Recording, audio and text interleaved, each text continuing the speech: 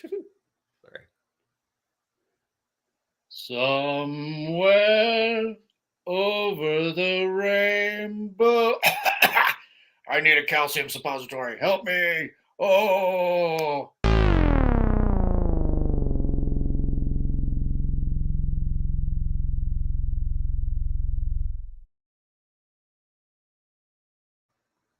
This is COFOH Live Undead. I am your host, Daniel Crosier, and I am joined by the amazing Jeffrey Reddick. Wow!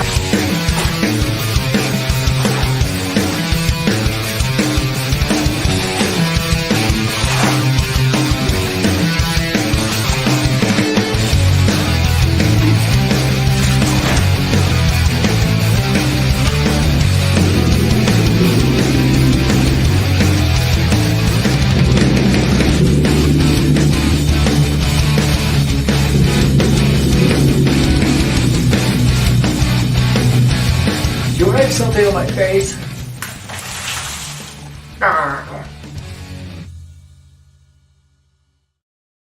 Jeffrey, how are you, sir? I'm good. I still just laugh at that opening because it just looks like you're getting bukkake. It's just really funny. Sorry, we're going to talk about animation and kid stuff. Woohoo! Yeah, I'm doing great. How are you doing? Great. Hey, how do you make kids? Love it. Love it. What a way to open that up. Oh my gosh, I love it.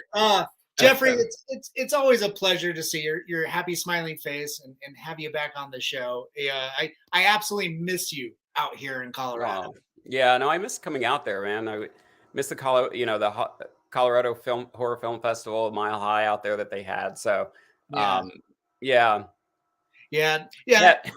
Do you ever keep in touch with Timothy Schultz?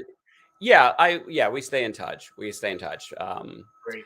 Apologies, that whirring in the background is not my brain working. It's my kitty litter robot that I meant to unplug because my cats always wait till I'm doing a podcast to like hop in there and take a crap. So I meant to unplug that and I forgot. So apologies. No worries. At least now you know where the cat is, you know? Yeah. That's hilarious. Well, you know, a cat assistant, you know, wouldn't be anything of value if it couldn't show you up or something. Yeah, absolutely. Yeah, I've got 2 cat assistants, and they do really well. They do really well. Nice. That's cool.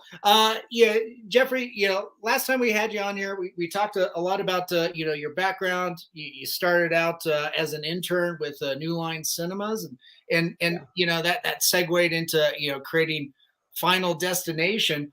And then, you know, we talked about, of course, your, the project that you directed, you know, Don't Look Back, which was fantastic. Oh, thank you. Yeah. Thank you. But since then you've moved into animation, writing animation. Yeah, I mean, what the hell happened? No, I was murdering people left and right, and then you turn around and I'm working on YA animated shows for Netflix. It was amazing. I mean, the timing was great. The opportunity came like right at the start of the pandemic.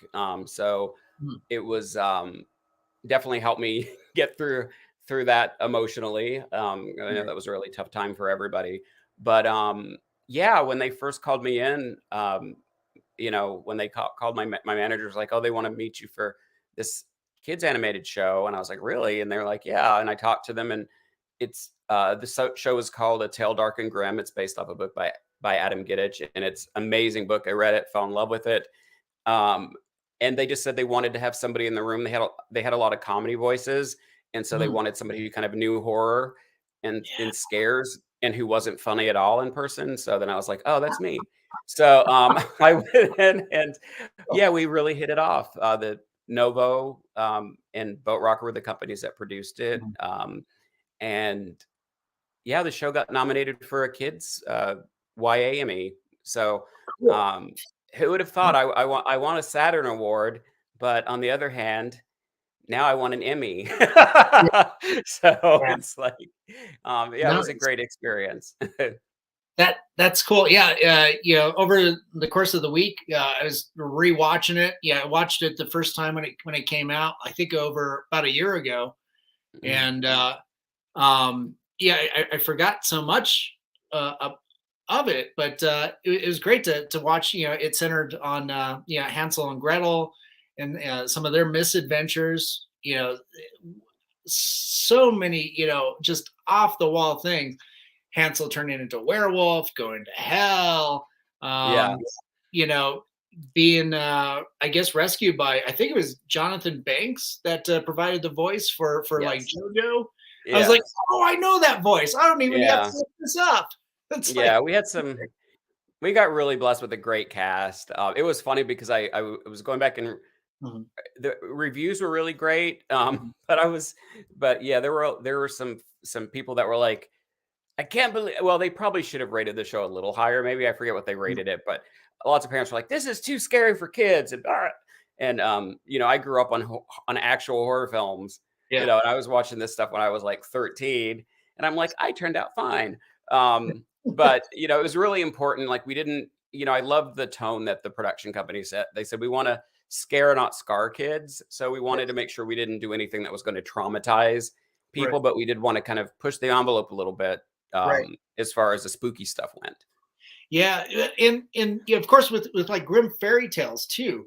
Like that stuff Yeah, is gritty. dark. Yeah, Yeah, when you get the unfiltered non-Disney sheen, yeah, it's pretty gritty. So if anything, I would say it's you struck the right chord. yeah, To yeah. It was a balancing act, and but we had a great team of writers and director, producer. Everybody was like, it was just such a wonderful experience to work on, and I was like, it was a different creative muscle too. I got to write more comedy and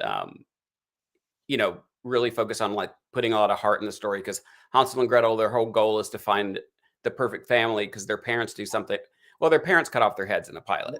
We Yep, don't show it. We don't show it, but yep, there's a reason. There's a curse at play that the kids don't know about, and so they go off on this adventure to find the perfect family, and then they realize there is no perfect family, and then they go back home and kind of, I won't spoil the movie right. or the series, but it's all about family. It's about trying to find, feeling safe and finding family. And it was just, again, we got to kill some people, but it wasn't like stabby murdery or Final Destination Rube Goldberg murders.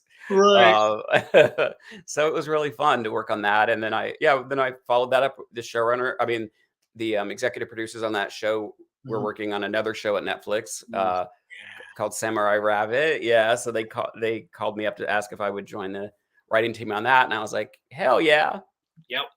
or for the kids out there, heck yeah.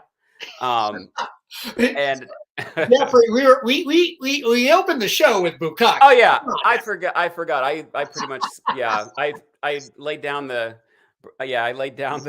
baton with Bukaki. So all right, can't go back now. I Yeah, actually didn't say the whole word. I stopped myself, that's but true. I finished it for you. yeah, but I couldn't help it. That just opening was cracking me up. Yeah, well, Um, with an opening like that too. I mean, we're R-rated, so yes. Okay. All right. So now yeah, for COFOH After Dark, yeah. Ooh. we will now talk about no.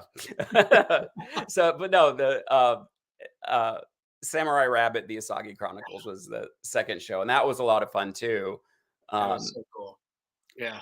just like fun adventure, samurai rabbits and ninja cats, and rhino. It's just amazing. It was based off Stan Sakai's Mhm. um, like world-renowned manga. And this was a spin-off. It wasn't they're doing a direct adaptation of the manga.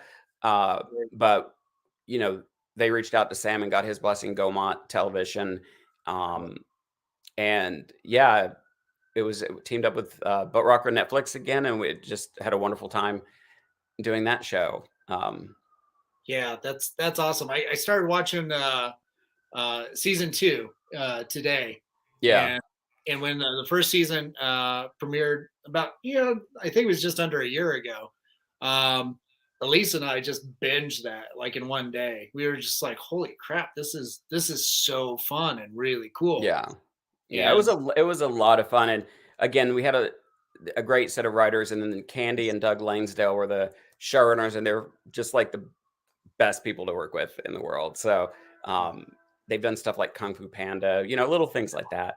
yes, You may have heard of it, but yeah, it's really fun. It was a really fun world to work in, and um, yeah, I just love writing, to be yeah, honest. So if I just feel blessed anytime I get an opportunity to write. So, yeah. but it was exciting, but at the beginning I was very nervous because I'd never Hmm. written an animation.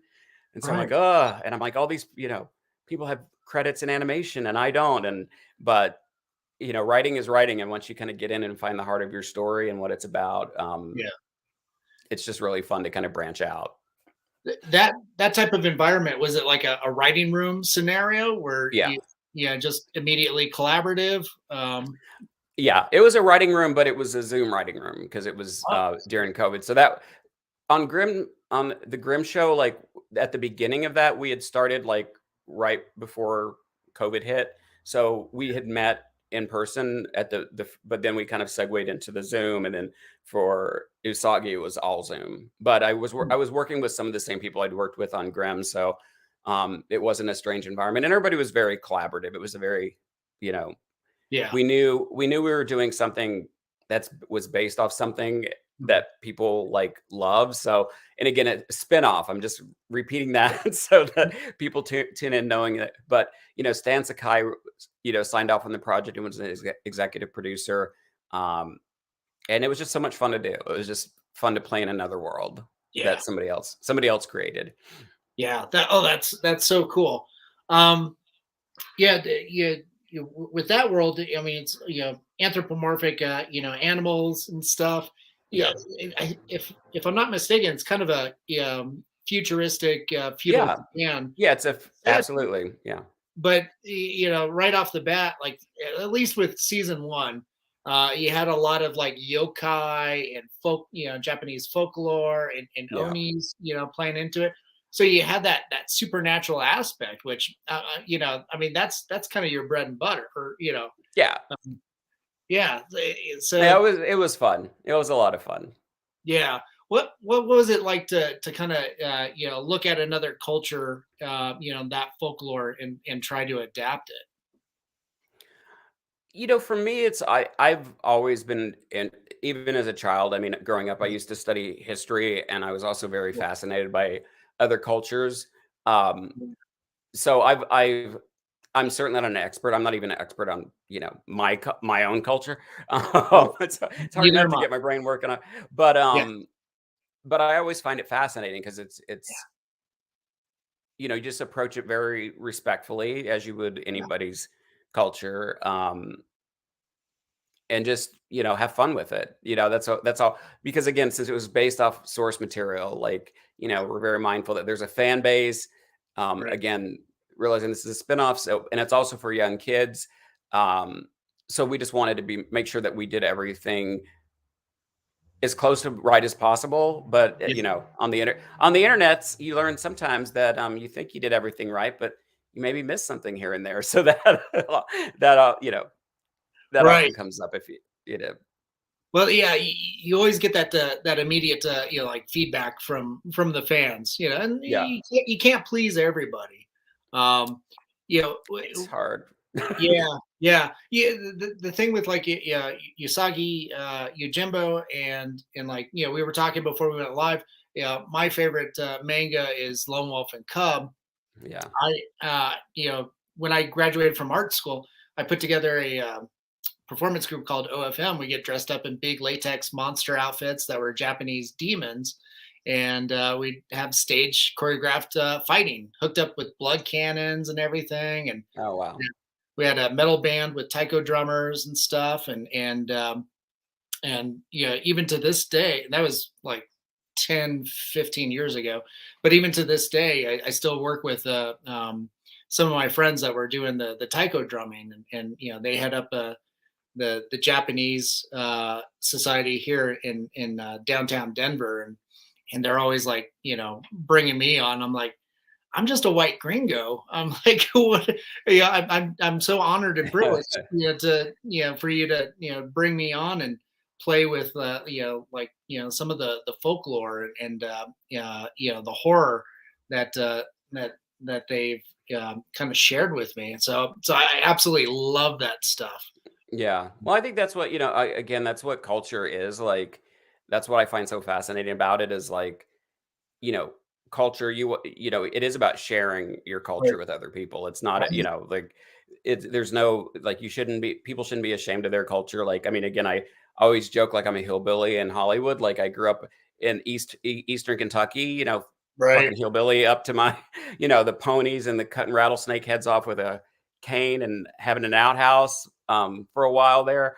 Wow. And that's my culture and those are my Yeah. people. So it's like, seeing other people's cultures and sharing in it's such a beautiful, we just live in such There's a beautiful world. And there's just so much out there to explore. And that's always just fascinated me. right. And No, there's a lot of great horror films coming out of Japan. I mean, yes. yeah, they've done so many great ones. I want to steal all of them, all the ideas. No, I would never do that. Well, you do have two little cat assistants, so they can. Oh, if my cats steal some ideas, then Yeah, it's not me. I didn't do they quite literally are cat burglars. it. Hey, Jeffrey, we've got some fans chiming in that want to say Oh. hi. Oh, hello, Angela. Angela's saying hello, and let's see here. She says, Final Destination is an amazing franchise. The wrap around story is just fantastic. I also really enjoyed The Final Wish. Thank you, Angela. Yeah, like it is interesting because Hmm. I don't want to spoil it for people who haven't seen Final Destination 5, but Yes. there is an amazing twist to the story that I believe our producer Craig Perry, he's kind of the godfather of the franchise, came up with, and I love it because it just brings things full circle. So that's all I'll say is like I love how the franchise has grown since I was really involved in the first two, but it's obviously continued on past that, and I love how it's grown, and I love how that all came together. And the Final Wish was a really fun project because I got to work with Lynn Shay. Got to work with Tony Todd again, who is like, I adore both of them so much. I got to work with Michael Welch again, who was in my Day of the Dead remake. I whisper that one because people yell at me. But I love him as well. And he's the star of it. And so I got to reunite with people that I'd worked with and people that I love. And it was just such a fun, and I co-wrote that with Bill Halfin and Jonathan Doyle. And just such a fun project. Timothy Woodard Jr. directed it and did another movie called The Call that that I produced. And he's just super talented. So it's really cool, like after all these years, to still be able to work with people that you love and admire. And I pretty much met all my idols. So it's just cool. It's just cool.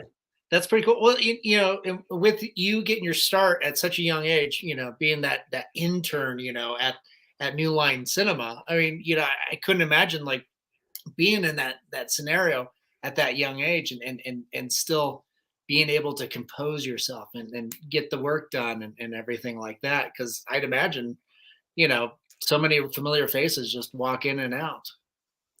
You know what? It's funny. I worked in the New York office, so luckily we would still get celebrities coming in, obviously, Right. in New York, but they didn't come in as often Oh, as okay. they did. And the one thing that my mom always taught me, well, she taught me so much, but Mhm. people are just people, Yeah.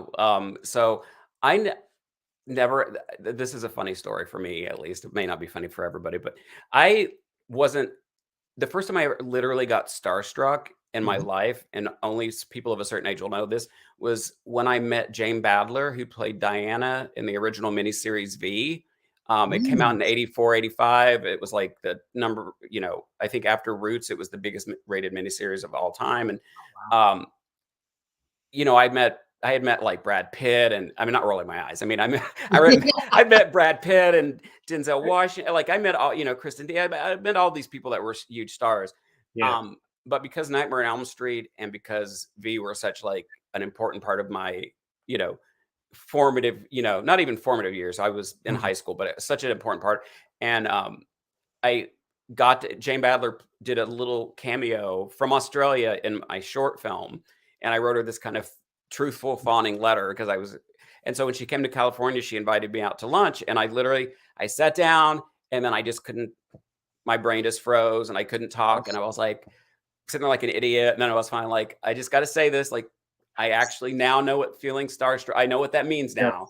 Yeah. I've never had this happen before, and she was just so sweet, and I'm still friends with her and adore her, but yeah, like in New York, like people would come in, and I'd be like, oh, that's cool. And sometimes I'd call my friends and be like, guess who came in? Yeah. But I knew I had to act professional, so I couldn't get like, woo, when anybody came in. That's so cool. I think, the one time I got starstruck was meeting Adrienne Barbeau at a horror convention in Seattle. Just the sweetest lady. And it's just like, oh my God. I kind of wanted to, go home, bake some cookies and bring it to her. It's kind of a weird sensation to have, but that was me in that moment. Yeah. I got to meet her. We were trying to get a horror film. We thought we had the financing. It fell through, but I was meeting her to play a role in it. And like you said, the most down to earth, like she's funny and stunning. And we were at a coffee shop and people were coming up, and she's just so, like you said, wonderful. She's very much like Jane Badler. Like they're just, she's awesome too. That's so cool. It's that's so much fun. Kind of switching gears. I kind of want to talk about your creative process when cat assistants. I feed them. They get on the laptop and bang out scripts for me. And then I let them use the litter robot when they're done if they do a good job. No. Yeah. Type faster if you want to go poop. Yeah. I'm sorry. Sorry. What was your go ahead. Your I don't know. My train of thought has literally gone to the litter box. You're asking about you mentioned creative process. Yeah. So when you sit down, like obviously you're very well known for Final Destination, but with writing animation and working kind of in a writer's room, a virtual writer's room. Do you find that it's you have to change up your process drastically from writing something like Final Destination or Don't Look Back versus writing a shorter animated script? Yeah, I mean it's pretty much dictated by how the shows are run. Every writer's room is different. Nice. I'd worked in the writer's room on a series called Dante's Code that was like a gay horror soap on your TV a long time ago, and then worked on Midnight Texas as a story editor, which was on NBC. And I got to give a shout out to Eric, and oh my God, I know his partner's name, and I'm blanking on it because I'm wanting to give them a shout out, and I feel really bad. So I'm gonna have to look them up because the showrunners on that show are just amazing to work with.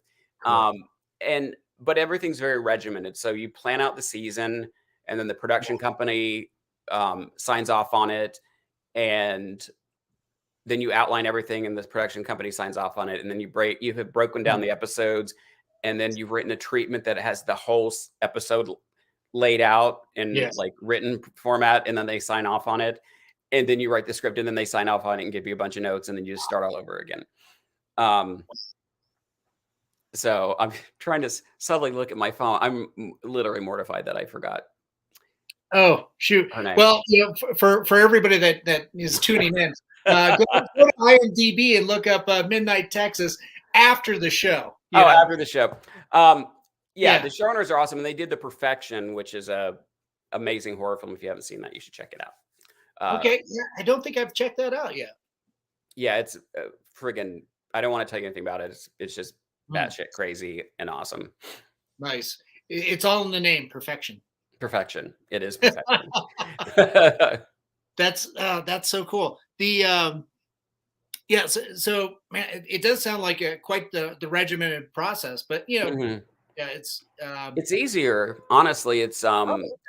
because there's less pressure on you when you're writing by yourself.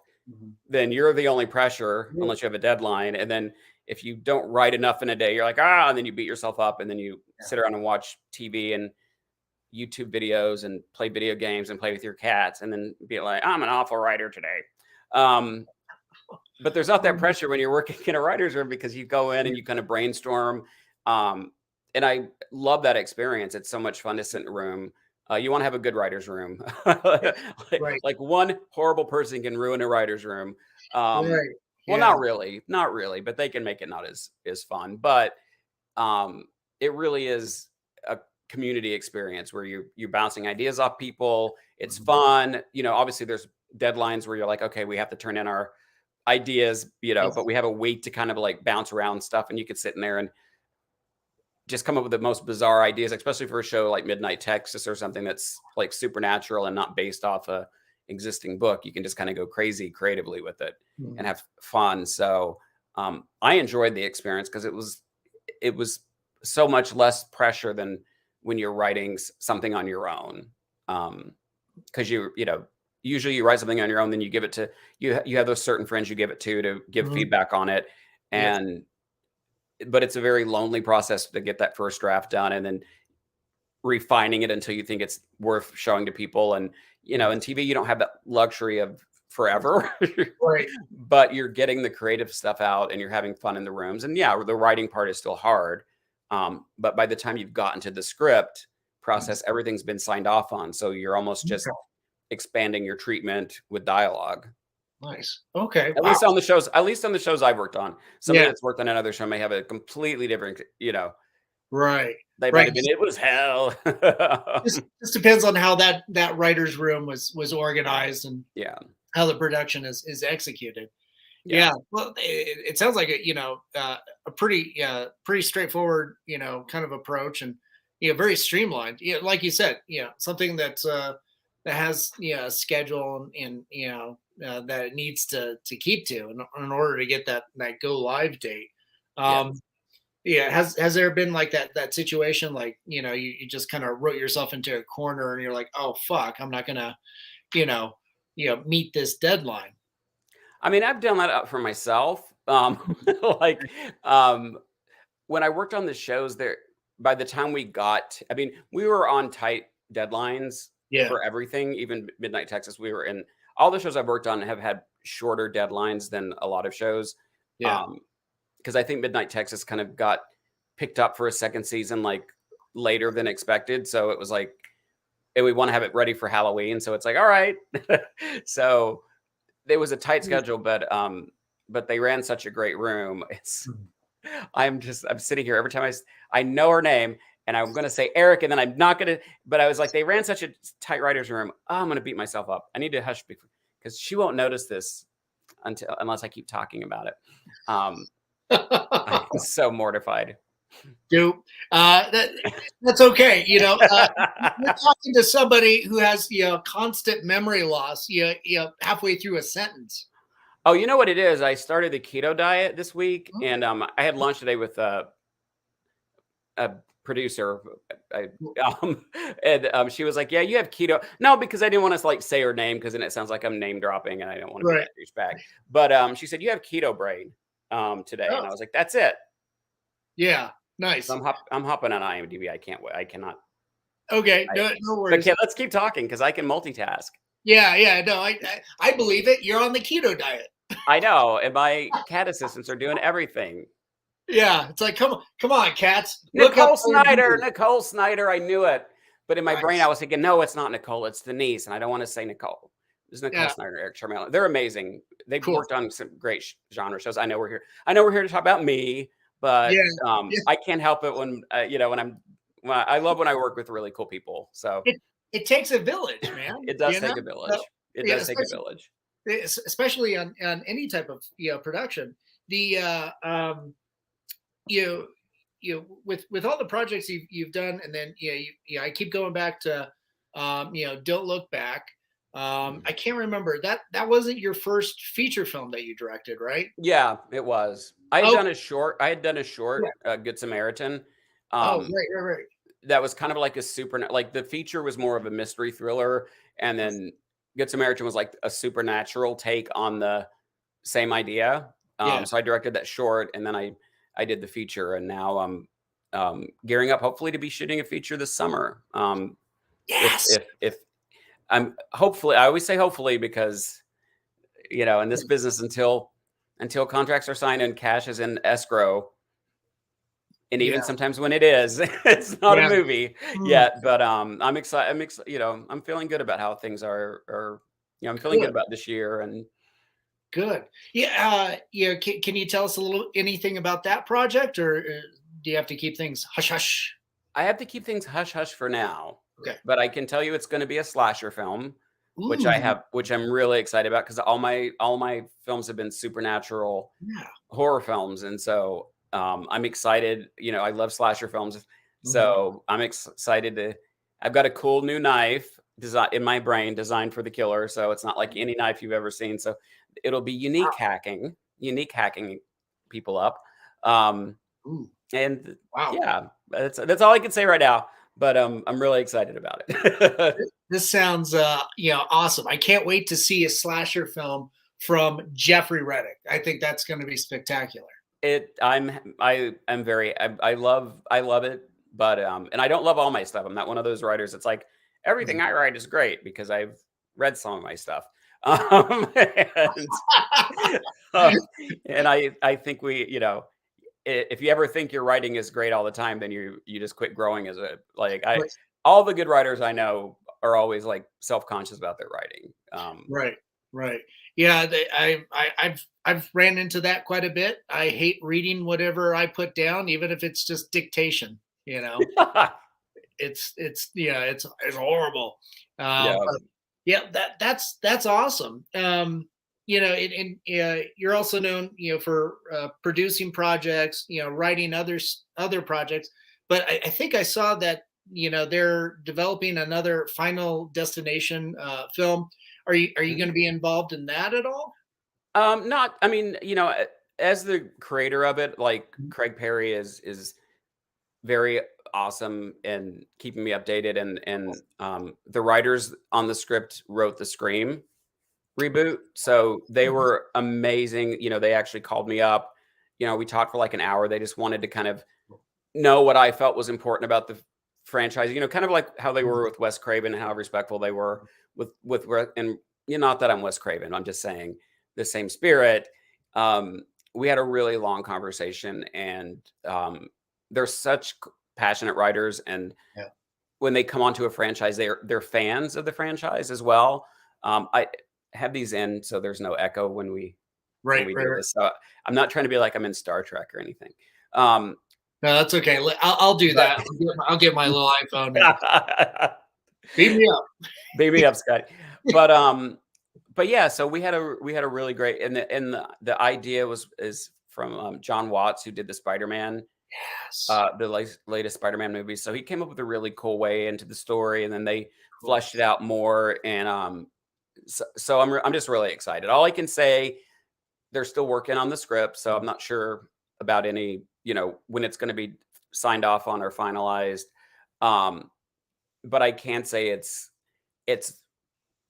a really great Final Destination movie, but it's not just set up a accident and knock everybody off, but then throw in one wrinkle. Like they've come up with something really interesting, and the memes that are floating around online are not right.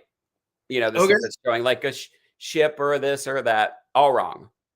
That's awesome. It's great to have that, like that inside track that you have, and then be able to kind of laugh off the people that are making their own speculations. But that's also that's I love it though. Yeah, I don't like I think it's amazing. I just I'm so just as a horror fan, I can't like I'll get a video or a log truck, something usually with log trucks. Yeah. Every day almost somebody will send me and they're like, you must get sick of this. And I'm like, no, this like feeds my soul. Like, as a writer, to know that. Oh, go ahead. I'm sorry. Oh no, I was just gonna say. I mean, that's how you know that the fans are engaged and Yeah. your work has a resonance because you tapped into some kind of zeitgeist that keeps people I will never get you can send me log truck stuff until the day I die, and I will never get tired of seeing it. Just because cool. it's just cool, Yeah, that's so awesome. Well, and you were mentioning that like Wes Craven and the writers working on Final Destination and how they approach Scream too. There's that through line of Wes was a big influence on you growing up. Yes. And I can see especially with like kind of the unconscious horror of something like a Nightmare on Elm Street, and then kind of that supernatural aspect, in Final Destinations, that something so abstract, right? That's going around and like karma, going around and basically killing people, so to speak. I think you guys are able, like with Wes and yourself, we're able to kind of hone in on those abstract, concepts that exist, either supernaturally or in your mind or whatever, and bring them to fruition. I love it. Yeah. No, he was such an amazing filmmaker, and I mean, Nightmare on Elm Street is like my favorite movie. Like, will always be like, and just it's a great movie, but also for the impact on my life. But I think Nancy is the first really proactive, smart final girl we had in a horror film. I mean, we had some great actresses up until then, but most of them, would survive to the end and find bodies and run, and then they would maybe kill the killer. And Nancy was the first one who's like, I'm going to look into this. I'm going to come up with a plan. I'm going to go in the nightmare and drag his ass out. And Freddy Krueger was terrifying. And I read in Fangoria how Wes Craven was able to pull all of this stuff off with literally no money. And it was such an inspiration to me as a young kid. That's the film I always tell people that made me stop just being like horror fans. Horror films are cool to be like, I love this genre. And I want to work in it. Like that's probably the voice I used, but I was a kid, so it was probably a little higher. But but that movie made me fall in love with the genre and say, wow, there's so much you can do with this. And I started devouring interviews with Wes, and he was just, he's inspired so many filmmakers, so many. I mean, one of the greats, greats of all time. So that's awesome. Yeah, we've got God, you got some fans coming in here. Speaking of which, so Leah, I love Final Destination. Always a fabu to go to. Thank you. And then Williams, I enjoy this village. You are my village. Love it, William. And of course, my partner Brett at Colorado. Oh, Brett. Brett, what are you sneaking in here? What are you sneaking in here, Brett? No. Hey, speaking of which, Brett, I'm gonna call you out on air. Let's get Jeffrey to Colorado Festival of Horror. God damn it! Come on now, let's make that happen. Oh, I don't know what to say. Yeah, Brett, you don't have to answer that now. But I mean, if you don't ever want to see me in Colorado, I won't take it personally. Brett, he's coming at if he doesn't, I'm being passive aggressive now. Yeah. Sorry. now I'm just stumbling over you, sir. I'm my apologies. No, I'm just being I'm being passive aggressive. If I know where you I think I'm being full aggressive. Crap. Oh, That's not good. But yeah, and then yeah, Angela's unique hacking sounds. That sounds fabulous. So she's definitely, yes, Angela. she's right there with you with your slasher. Yeah. So I can't wait to see, you know, like I said, I can't wait to see a slasher film made by Jeffrey Reddick. And, you know, like, yeah, so many of those characters, the killers always, you know, they always try to, you know, make them iconic. Yeah, I can't, and it sounds like you've got the murder weapon. It's going to be, you know, fantastic take on everything. One of the things, have a budget. We're gonna like, you know, I love Don't Look Back, but we had to do that like on a super low budget. So this one's gonna have a decent budget, cool. and I'm just really, you know, again, excited.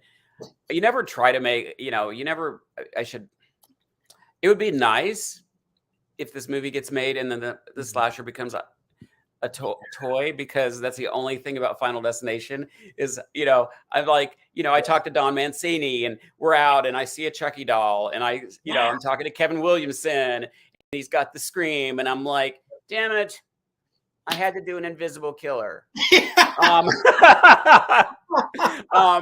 it's just because it would be nice to have a little, you know, I've got, you know, I was going to wear my Chucky t-shirt, but then I decided to dress in something a little more colorful since we were talking about kids animation, and I didn't know I would throw in Bukkake at the beginning here, but Bukkake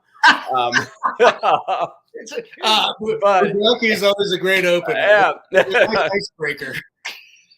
But you know, I've got like my mini me and all my like, you know, Marvel things, and it's like, yeah, I just want one toy. Yeah, yeah. I mean, that is a great point. Like, with so many, you know, there's so many amazing characters in horror films. You know, you've got Freddy Krueger, you got Michael Myers, and so on. And, you know, like they're kind of the horror equivalent. And of course, you've got, you know, the Wolfman and Dracula and, you know, all those classics, the Bela Lugosi and Universal monsters too. Yeah. But, you know, essentially, like with, you know, pop culture the way it is today, like, yeah, at the top of that is all these superhero, you know, films, you know, based on comic books and toys.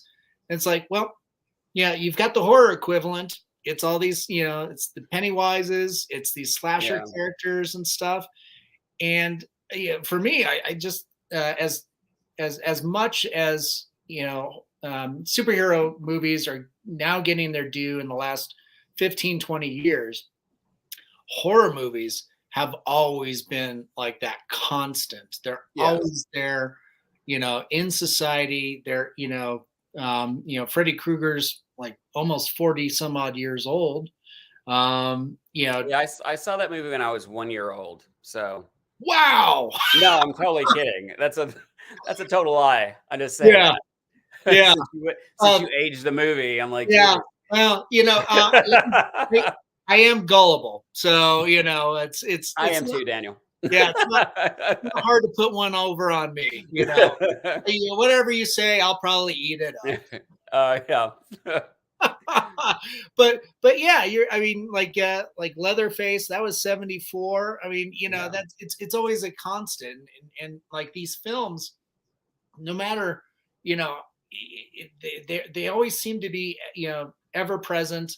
Yeah, like the other arm of like Hollywood, some of these like amazing dramas that come out annually that win all the awards and stuff.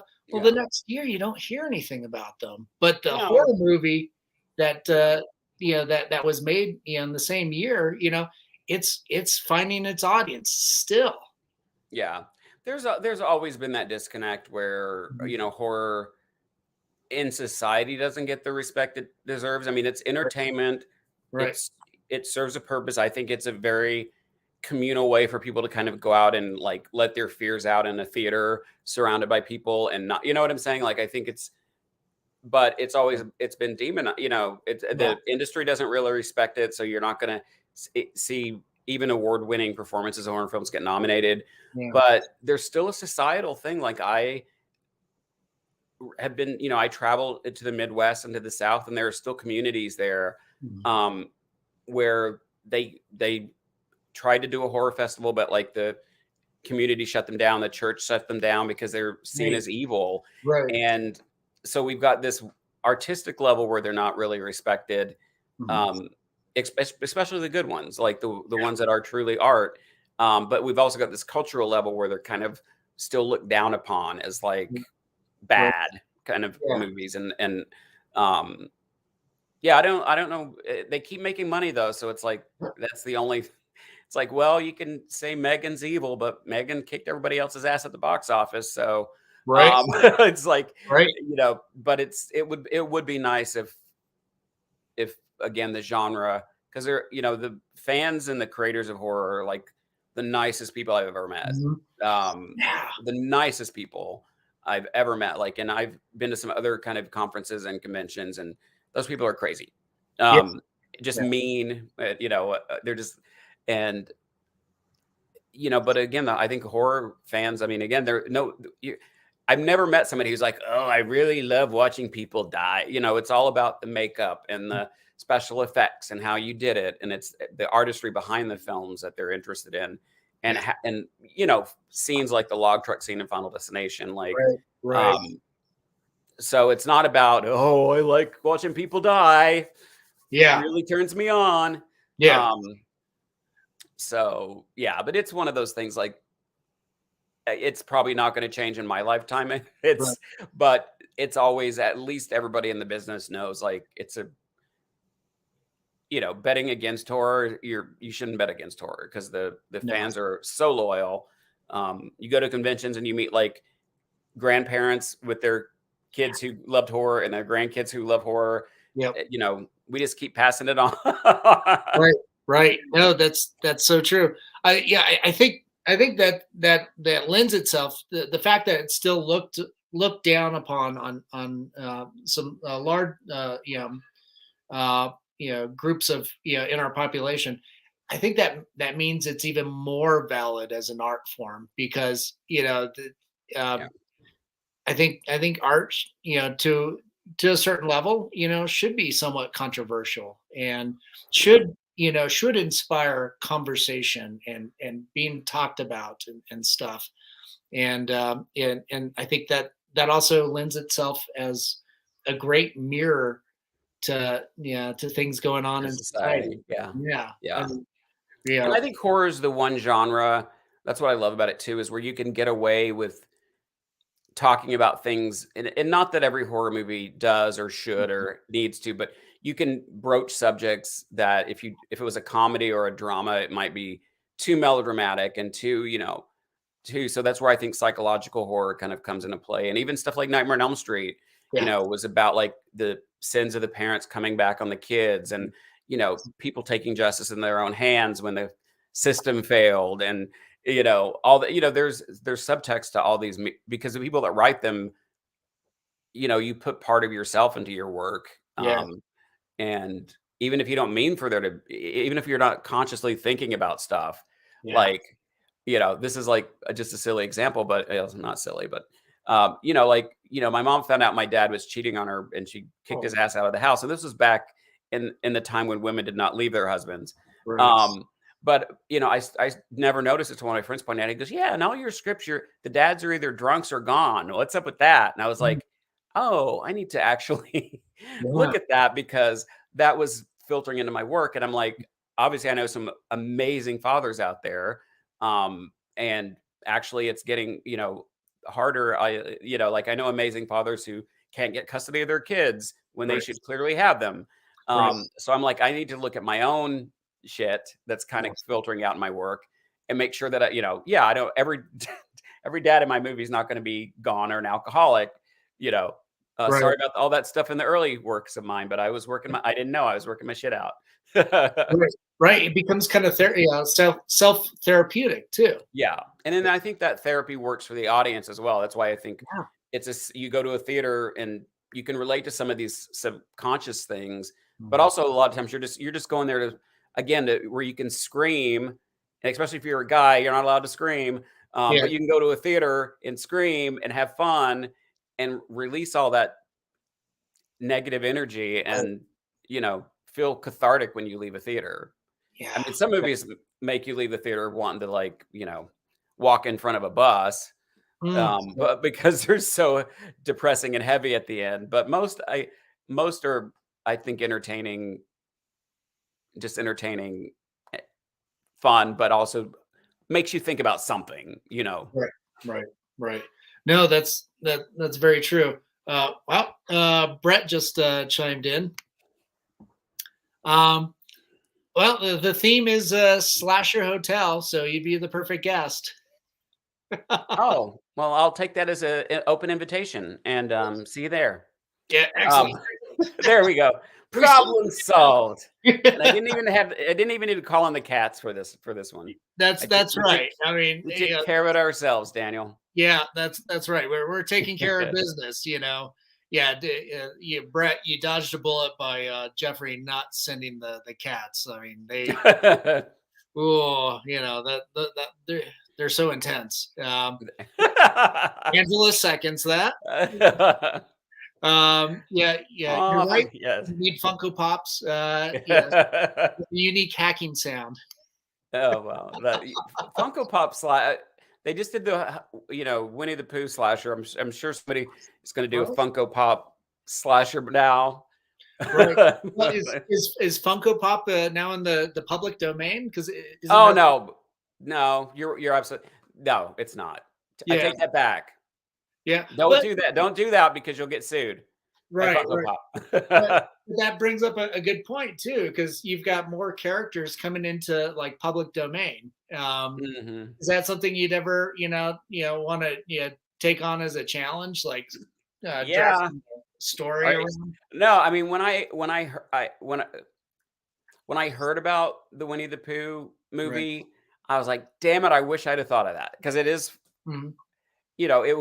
yes, it would be fun to do that, and I love the setup of that movie, that Chris Robinson like went off and left the Winnie the Right. Pooh and the others behind, and they went, they starved and they went mad, and now they're seeking revenge. So I haven't seen the movie, but the concept is great, and it's like, if you can put a public spin, like I just read that somebody just released a graphic novel, a Blackula graphic novel. Right. And I'm like, I want to read that, and somebody should remake. I'm sure somebody is remaking it. If I just told my friend, I think probably maybe the studios might be a little nervous that people are going to get offended, but I'm like, fuck them. If they're offended by Blackula, because that was such a iconic film.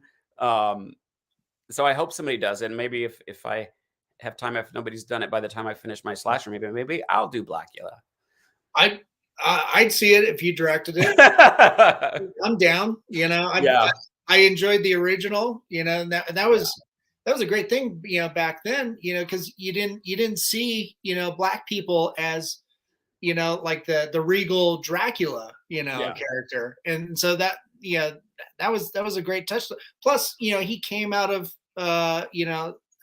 slavery, I think, if I remember right, and it's like, oh yeah, this regal monster of the night came out of such a terrible thing that happened to so many people.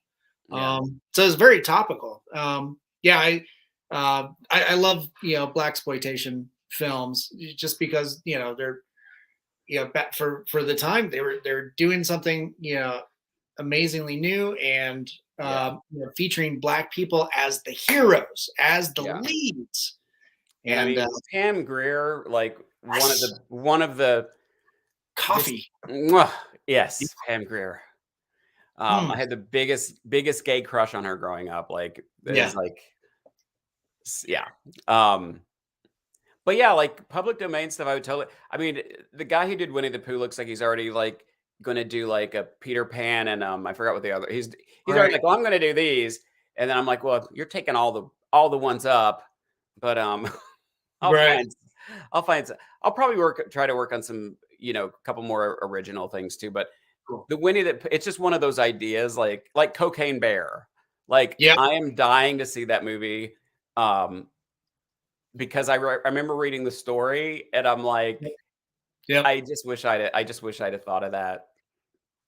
I'm over here working on my kids' stuff when there's a cocaine bear that I could be working on right now. What a great balance. Work on the kid stuff, work on the R-rated stuff over here. I think there was a meth. Well, there was a meth gator story. What? Yeah, I remember a story about a alligator getting eating some meth. So I'm surprised that they haven't done that yet. I don't know, Jeffrey. I think you're writing the next few years of projects in just this one. I want to read that script. I must start with Meth Gator. I think that's Meth Gator. Cocaine bear. This is Meth Gator. Oh, I know. Oh, Jeffrey. We're about out of time. Oh, it sounds like you've got a lot of projects coming up. You got a lot of projects out there. Where do you recommend people follow your work and get updates? My Twitter and Instagram are the same. It's my name with my middle initial, Jeffrey A. Reddick. So those are probably the two best places. Facebook is hard for me to keep up. It's just hard for me to keep up on Facebook because I have a lot of family there, and so I interact with them somewhat. But you know how political things are on Facebook. Yep. So I don't like arguing with people. Yeah. And so I'm on Twitter more than I am Instagram because Instagram's very like you need to be doing stuff, and so I would just be like, here's me typing on a Monday. Here's me typing on a Tuesday, Wednesday. Oh, Thursday, I'll take my shirt. Like I don't do enough to like. But yeah, you can follow me on there, and I definitely post updates on my stuff. But I also really post a lot of stuff for like people that if I see something like that, a movie that I love, or if a friend of mine's doing stuff, I'll promote that. But I'll also just see a movie on TV that I'm like, holy fuck, this movie's. I mean, holy shit. I mean, oh, okay, I can say it. I already said it. Holy fuck, this movie's good, and then I'll tweet about it. Like.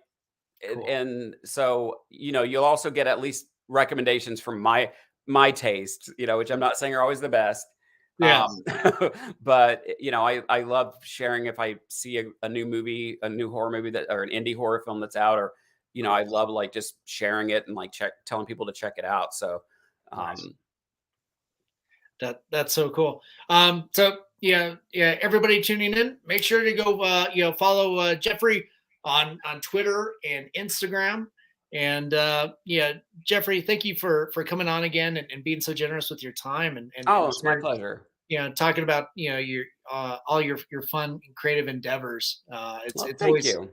Yeah, it's always inspiring to listen to you. Oh, thank you. Well, I was gonna be like, it's always nice when a guy asks me back. But then I'm like, you were so sincere. Then I'm like, I don't want to like take away from that because I really do appreciate it. But I still can't not make a joke at the you should. I should. Yeah. Sincerity still needs holes to be poked. But no, I appreciate it. And I think again, I really do. I love Colorado. Like one of the and I don't say that like honestly, if you listen to other podcasts from other states, I don't go on there and I'm not like, oh, I love, this is my favorite and this is my favorite. Like just the way that the Mile High Horror Film Festival, like the way that it was run, and Tim and his family, they're so wonderful. And then everybody I met there was so wonderful and generous and down to earth. And so I just fell in love. And like every year I came back for that. And so I just love Colorado. Just the people there are so fucking wonderful. And the people I've met everywhere are wonderful. But seriously, Colorado is like, I miss it. So yeah. Well, we miss you. We miss you. Well, I'll be there before you know it. I'll be there before you know it. Yes. And I'm always here. Here. That's true. Well, I definitely want to hit you up now that I know you're doing a slasher film and see how we can support you in that endeavor. I think that's I think more people need to support great artists, great independent artists like yourselves. Thank you. I appreciate that, and I agree. Like again, if it weren't for the fans, like. That's our careers, like you fans out there are why we have careers. So I love to all of you, people like you that have us on your shows, and it's great. It's great. Otherwise, I'd be sitting here at dark going, "Oh, I didn't write today. I'm awful." Now I've got a smile on my face. My cats are doing good. Excellent. It's going to be a friggin' great night. That's right. So They're typing away. They are. They're Next, working very hard. Jeffrey, hang out for just a little bit while we sign off. But okay, is this where we're going to talk crap about Brett and everything? Yeah, once we sign off. Yes, sign off. Absolutely. That's yeah. We don't want it. We got to seal the deal. Okay. All right. Well, thanks everybody for tuning in. And obviously tune in for Daniel's next episode where there won't be any bukkake. So you can bring the kids. Probably not to the next one either. The others are even more foul mouthed than I am. So okay, all right. All is good. Okay, yeah, nothing to see here. Right. Thanks again, Jeffrey. All right. And then to everybody that tuned in, thanks so much for tuning in. And of course, to our sponsors, Mutiny Information Cafe. If you're going to start a revolution, make sure you're caffeinated. And of course, our friends at Hellfire Entertainment. Thanks for rebroadcasting us on your social media. And of course, Groovy TV and Alien Donut Films to Bill and Angela over there. Thanks for your support. And of course, to my producers, Lily Fisher, Amanda Armstrong, and Stefan Santa Cruz. Thanks so much for, putting up with my shenanigans. Lord. And of course, guys out there here in Colorado, it's snowing out. It's going to be sub-zero temperatures. So, stay indoors, stay warm, hug your loved ones, and stay spooky.